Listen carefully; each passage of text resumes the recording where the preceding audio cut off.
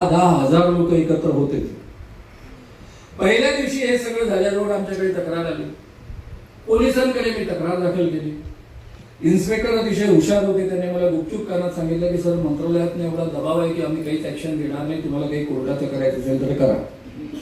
हे त्यांनी दुसऱ्या दिवशी संध्याकाळी मला साधारण 3च्या दरम्यान सांगितलं. धावत पळत आम्ही हायकोर्टामध्ये गेलो. हायकोर्टामध्ये आम्ही तक्रार दाखल केली. हायकोर्टाकडनं इंजेक्शन घेतलं.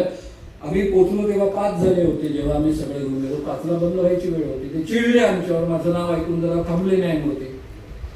त्यांना वाटलं हे सामाजिक काम आहे, त्यामुळे रुटीन कामासारखं आपण घ्यायला नको. आणि मग त्यांनी ऐकून घेतलं आणि 6-6:30 पर्यंत बसून त्यांनी आदेश पूर्ण लिहून दिला की ताबडतोब drugs and magic remedies act लागू करा आणि त्याला अटक करा.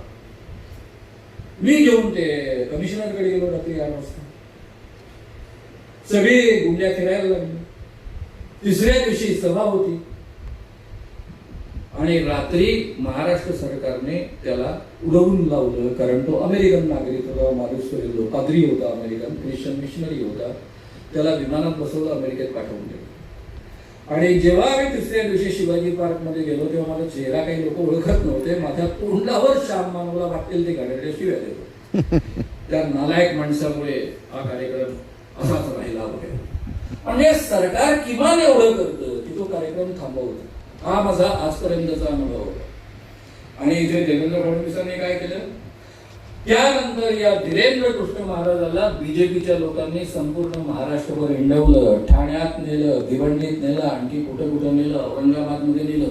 औरंगाबादचा कार्यक्रम तर केंद्रीय मंत्र्यांनी आयोजित केलेला होता.